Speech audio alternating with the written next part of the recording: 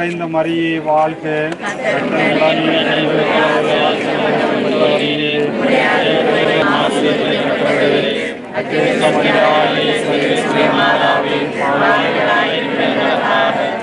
நல்முறையில் வாழ்வதற்கு வேண்டிய அருள்வரங்களை பொழிந்து நம்மையும் இங்கிருக்கும் எல்லோரையும் இதற்காக உதவி செய்கின்ற எல்லோரையும் ஆசீர்வதியும். எங்கள் ஆண்டவராகிய கிறிஸ்து வழியாக நம்மை மன்றாடுகிறோம்.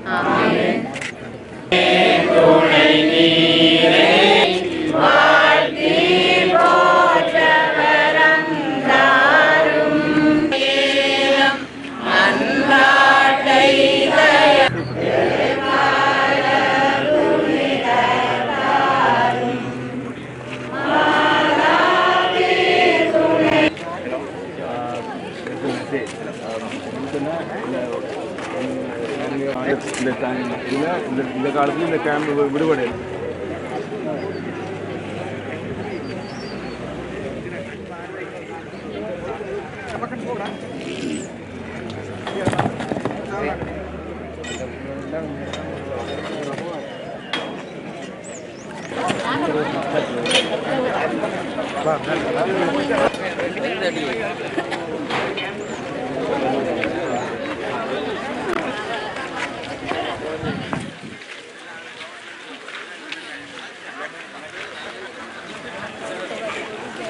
Laporan baru.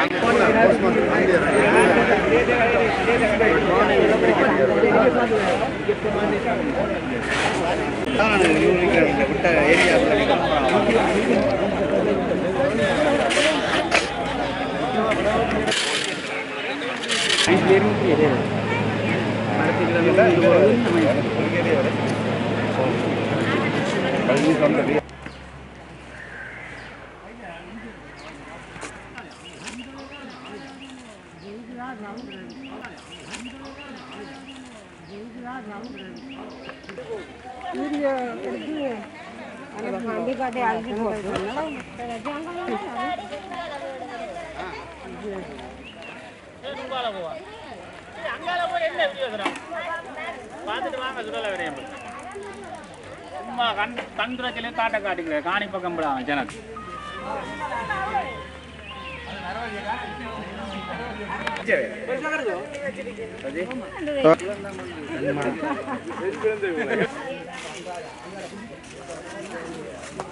வந்திருக்கிறோம். எங்களுக்கு இந்த நிபந்தனையை எங்களுக்கு இந்த கோரிக்கையை கூடிய சீக்கிரம் தருவணும் தான் நாங்கள் ஆசையாக கேட்கிறோம் தம்பி.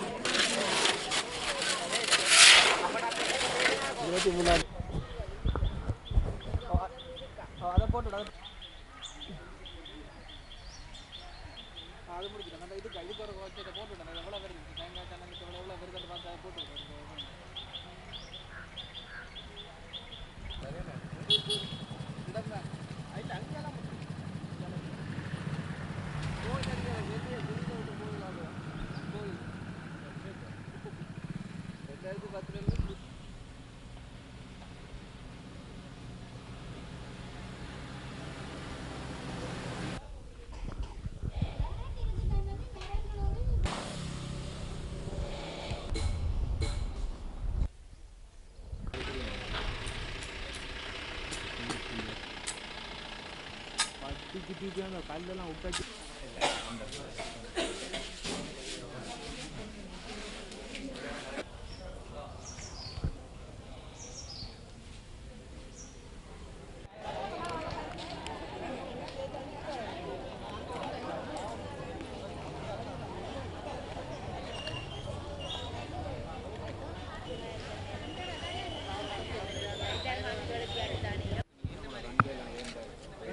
நடுவில் பார்த்தீங்கன்னா இங்கே போனீங்கன்னா நீங்கள் வந்து இந்த கேம்ப் இதுக்குள்ளே இருக்குது சுற்றி வர ஒரு கொஞ்சம் இடத்தை விட்டுருக்கேன் அந்த சுற்றி வர என்று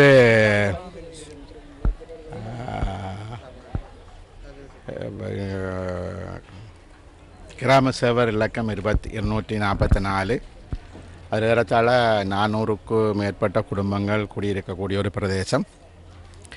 இந்த பிரதேசம் முழுமையாக விடுவிக்கப்படும் என்று கூறப்பட்டது.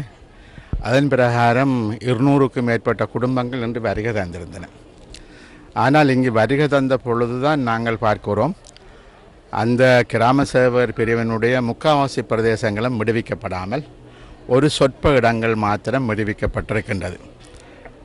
அதனை விட வேறு சில இடங்கள் விடுவிக்கப்பட்டிருந்தாலும் கூட மக்களினுடைய மீள் குடியேற்ற பிரதேசங்கள், அதாவது தோட்ட நிலங்கள், கலட்டு நிலங்கள், ஒரு குறிக்கப்பட்ட அளவுக்கு அது விடுபட்டாலும் கூட 197 ஏக்கர் காணிகள் விடுவிக்கப்படும் என்று சொல்லப்பட்டது. இதில் முக்கியமாக மக்கள் குடியிருக்கிற நிலங்கள் விடுவிக்கப்படவில்லை. தோலகட்டியை சுற்றி வர 180 குடும்பங்கள் குடியிருக்க வேண்டும். அது J245 பிரிவுகள் வருகின்றது. அங்கு மக்கள் குடியேற்ற விடப்படவில்லை. J244க்குள் மிகப்பெரிய பிரதேசத்தை இராணுவம் தன்னுடைய கட்டுப்பாட்டுகள் வைத்திருக்கின்றது. அது மாத்திரமல்ல, இப்பொழுது புதிய முள் வேலிகள் அமைக்கப்பட்டு J244 விடுவிக்கப்படுற பிரதேசம் என்று சொல்லப்படுகிற பிரதேசத்திற்குள் முள்வேலிகள் அமைக்கப்பட்டு இராணுவம் அதை இன்னும் தனது சொந்த கட்டுப்பாட்டுகள் வைத்திருக்கின்றது. அது வந்த மக்களில் 90% மக்கள் ஏமாற்றத்துடன் திரும்பி போகின்ற ஒரு சூழல் தான் இருக்கின்றது. வயசானவர்கள் 75-80 வயசில் தமது காணிகளை பார்க்க வந்தவர்கள், ஆவலோடு வந்தவர்கள் எல்லாரும் அழுகுரலுடன் போகின்ற ஒரு சூழலைத்தான் நாங்கள் பார்க்கக்கூடியதாக இருக்கின்றது. இது அவ்வளவு ஆரோக்கியமான விடயம் அல்ல. கொழும்பில் இருக்கக்கூடிய ஜனாதிபதிக்கோ பிரதமருக்கோ அமைச்சர்களுக்கோ இந்த மண் இது எவ்வாறு விடுவிக்கப்பட வேண்டும், இது அவர்களுக்கு நிச்சயமாக புரியக்கூடிய ஒரு விஷயம் அல்ல. இவர்கள் உருவாக்கி இருக்கிற சேலனை குழு அது முழுமையாக இவ்வாறான மீள் குடியேற்றங்கள் நடக்கிற பொழுது அந்த சேலனை குழு வந்திருக்குமாக இருந்தால் அந்த சேலனை குழுவுக்கு தெரிந்திருக்கும் இப்பொழுது இருக்கக்கூடிய நிலைமை என்னவென்று புரிந்திருக்கும். அந்த சேலனை குழுவும் இங்கு வரவில்லை. ஆகவே இவ்வாறான ஒரு சூழ்நிலையில் இங்கு என்ன நடைபெறுகிறது, எவ்வாறான குடியேற்றங்கள் நடைபெறுகிறது என்று சொல்லி சொன்னால் உண்மையே மக்களை ஏமாற்றுவதற்கான முயற்சிகள் நடைபெறுகிறதா என்று கேட்க தோன்றுகின்றது. ஏன்னா மக்கள் எங்களை போட்டு பித்து பிடுங்குகின்ற ஒரு சூழ்நிலையில் இது ஒட்டுமொத்தமாக நாங்கள் எல்லாரும் ஏமாற்றப்படுகிறோமா என்ற ஒரு சூழல் தான் இருக்கின்றது. ஆகவே அவர்கள் குறிப்பிட்ட அந்த மீள் குடியேற்ற நிலங்கள் என்பது இன்று விடுவிக்கப்படவில்லை. அவர்கள் எதிர்பார்த்த நிலங்கள் விடுவிக்கப்படவில்லை. அது இன்னும் இராணுவ கட்டுப்பாட்டுக்குள் இருக்கின்றது. புதிய வேலிகள் அமைக்கப்பட்டு மீண்டும் அது தங்களுடைய கட்டுப்பாட்டுக்குள்ள பிரதேசங்கள் என்று சொன்ன ஒரு சூழ்நிலை உருவாக்கப்படுகின்றது. ஆகவே இந்த நிலைமைகள் மாற்றப்பட வேண்டும். ஒரு ஆரோக்கியமான சூழல்கள் உருவாக்கப்பட வேண்டும் என்பது நமது கோரிக்கை. இந்த அரசாங்கம் இவற்றை கவனத்தில் எடுக்க வேண்டும். இவ்வாறு மக்களை தொடர்ச்சியாக ஏமாற்றி கொண்டிருப்பது ஒரு நல்ல விடயம் அல்ல என்பதைத்தான் நாங்கள் கூறிக்கொள்ள விரும்புகின்றோம். 23ஆம் தேதி இன்றைய ஜனாதிபதி, முன்னாள் ஜனாதிபதி, பிரதமர் எல்லோரும் வருகின்றார்கள்.